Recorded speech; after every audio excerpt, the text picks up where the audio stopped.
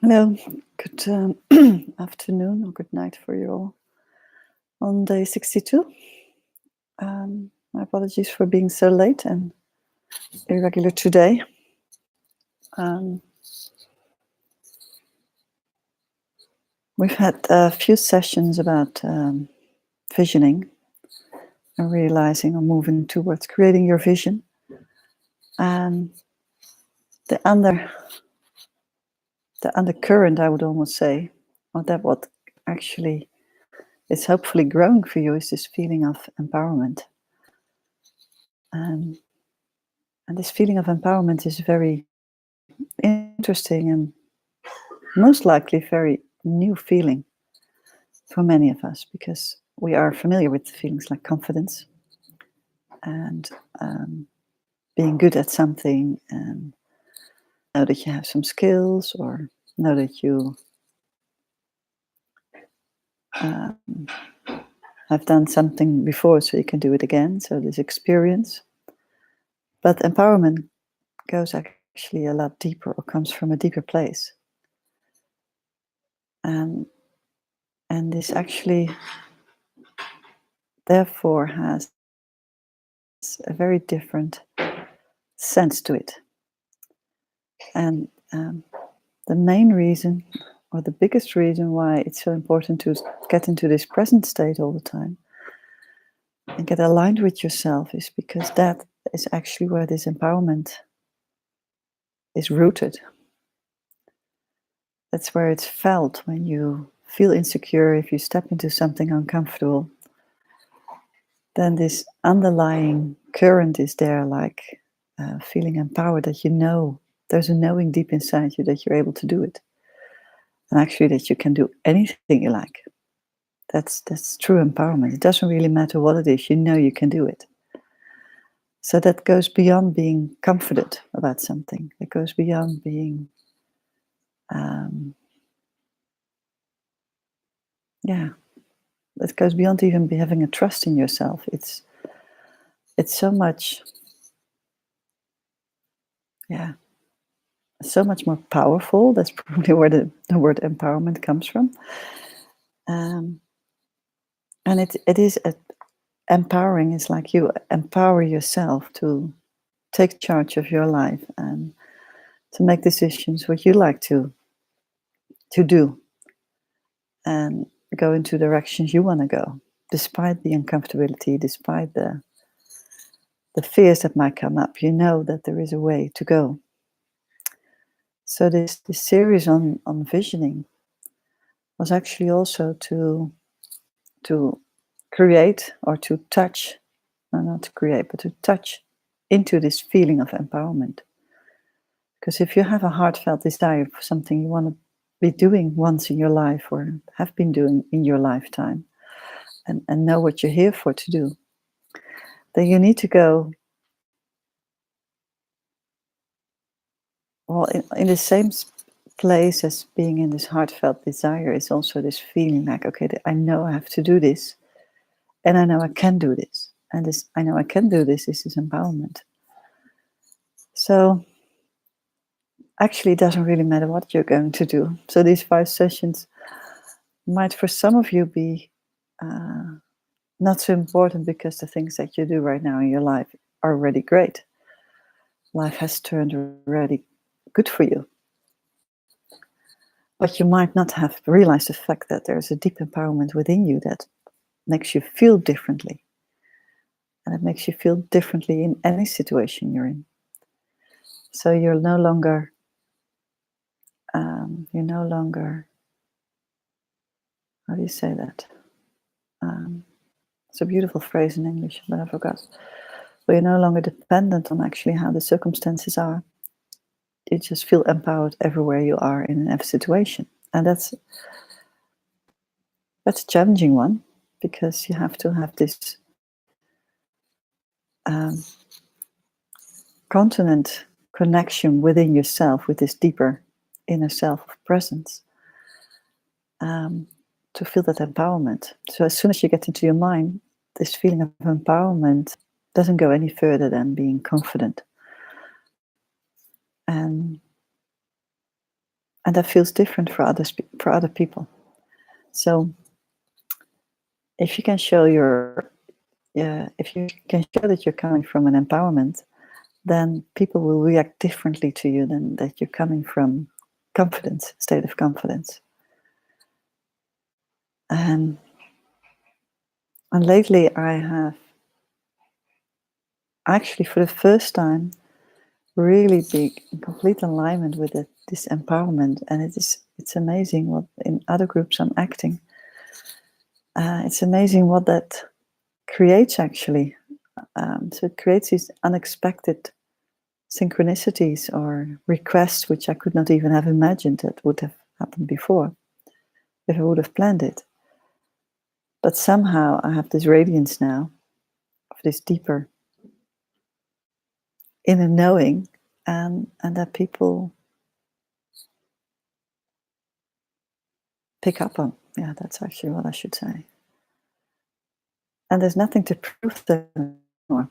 There's no ego in that piece of empowerment. In confidence, there's often a lot of ego still playing up of confirming yourself towards others and confirming yourself to yourself.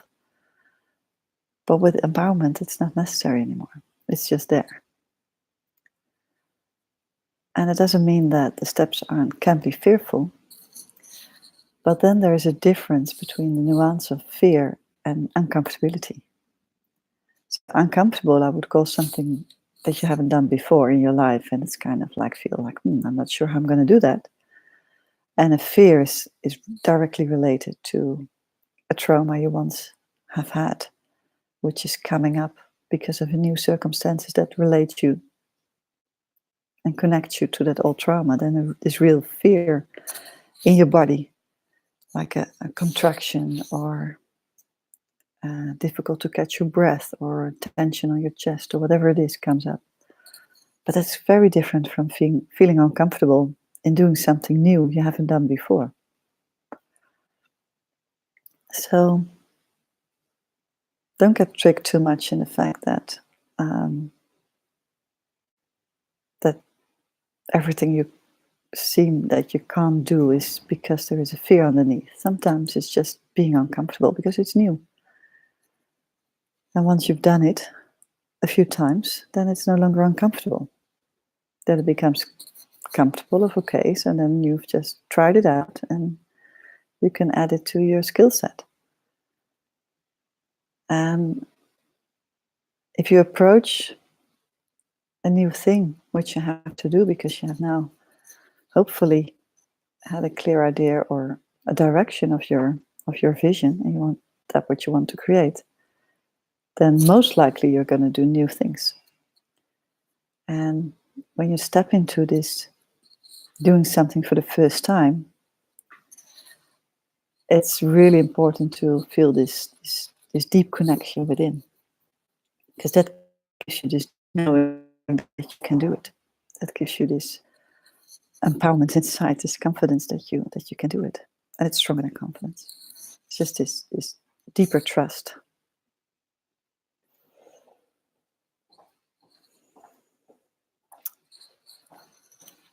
So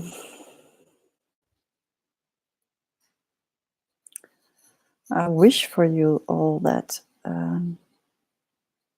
that going towards creating new things in your life and taking up a new challenge and embracing change, you kind of let go of this big word of fear and try to see everything as uncomfortable or new. New will be the best thing because then it doesn't have a label yet, whether it's comfortable or uncomfortable. It's just new.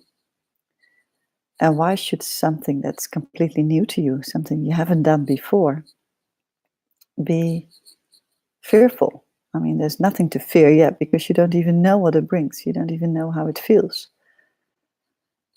So try to get a little bit more out of this idea up front that something might be fearful. And then curiosity actually comes in like, okay, I just want to find out how it will go. And I know that the voice that comes up is, yeah, but what if I go wrong? Then this feeling of failure or making a mistake is huge, or can be huge. But that's not often actually a real fear, not always. Um, so be very strict with yourself whether you allow a fear to come in and whether it really is a fear or you're actually creating in that moment a fear. And if you do something with other people, if you are trying something new with other people, then just be honest. Like, I'm doing this for the first time and I'm a bit nervous or a bit uncomfortable.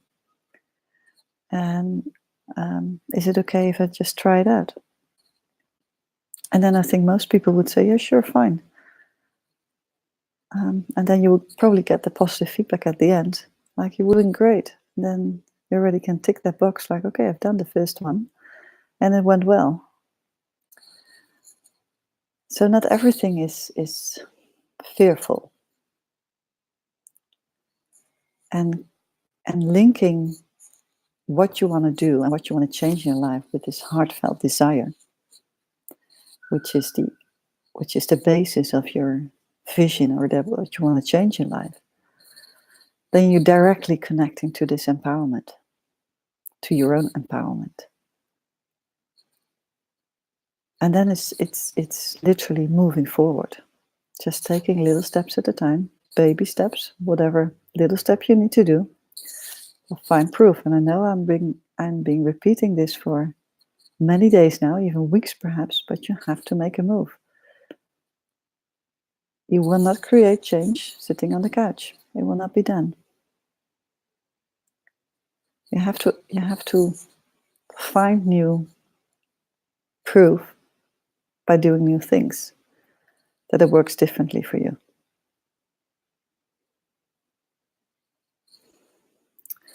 So perhaps if you practice still, hopefully, the meditation or the 12 times or more times by now a day that you connect within, you take a deep breath and you dive within in this moment of silence, and then try to look for this inner feeling of empowerment, this deep inner knowing that's within you, that you can do practically actually anything you would like to do in this world. Obviously, it won't be all to your liking, so you won't do everything, but and for some things you need specific knowledge.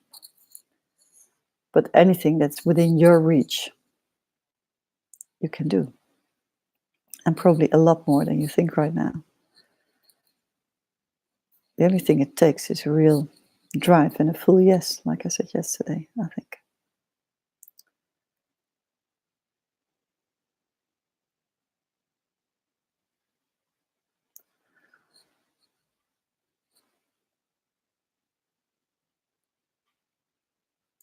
And then, like I said yesterday about these different paradigms, and we're in the current paradigm coming from this space of separateness, this feeling of separateness. And we don't feel connected, and that leads to the fact that we have to take care of ourselves first. So that gives this strong ego sense to make sure that we do it well for ourselves. Or we protect ourselves not to feel painful things from others, so we keep ourselves separate. And then this theme of winning and losing comes up often. And that's so ingrained in our system. To always think in black and white. That's obviously the theme of this earth, duality. But it has turned into winning and losing. And that's a very strong theme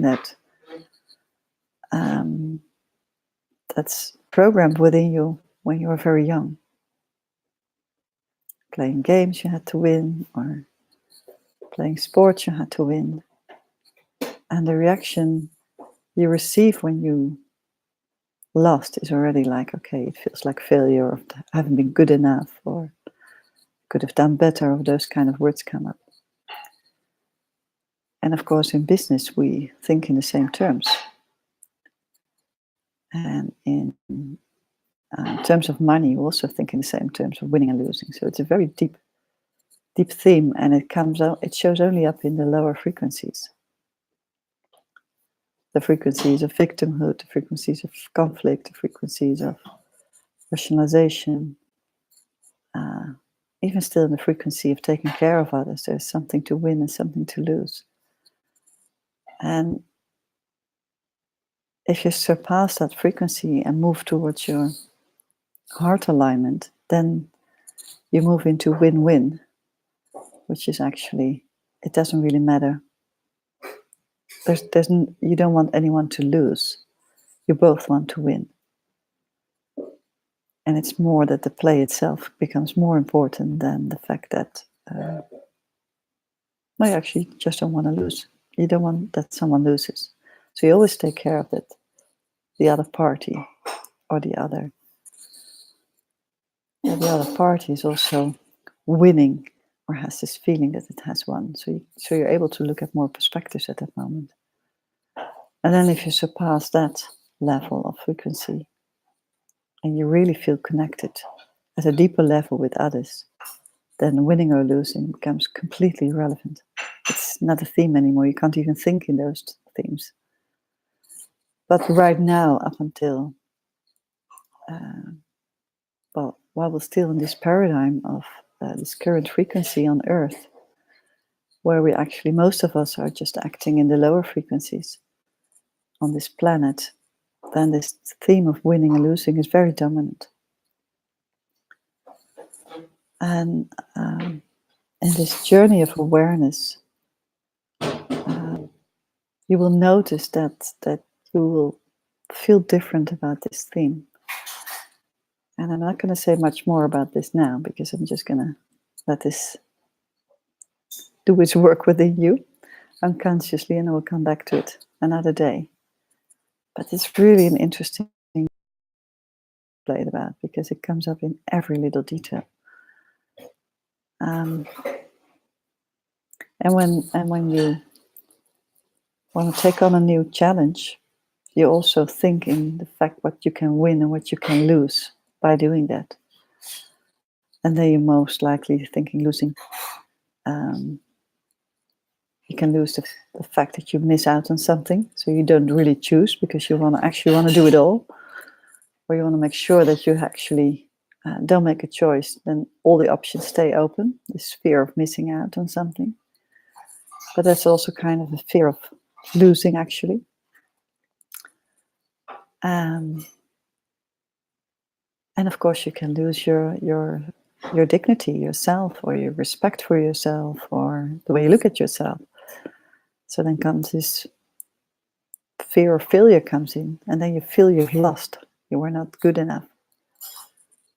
So even in those emotions, what we have been talking about a lot, these lack beliefs, it's often can be retranslated in winning and losing. Nothing to do with ourselves, our inner selves or deeper selves. It's even a part of our identity, which is actually only blocking us. Because even if you have a winner's mentality, like they say, they use that a lot in business, then you always win at the cost of others. Somehow. Because if you have this winner's mentality, you want someone else to lose. So that is at the cost of others. So you can say that's very powerful, but it's not really empowering for yourself, and neither is it very empowering for the others. So that's then the last thing I just want to shortly point out is inner empowerment is something obviously within yourself. But like I said, you're here to be at service to others. And that's actually at that moment empowering others in some sort of way by gifting your gifts and your talents, and by being there for others in a way that is in alignment with you. And then you actually empower others by giving that to others. And then they can start empowering themselves and feel empowered themselves. So empowerment is a very strong one for me.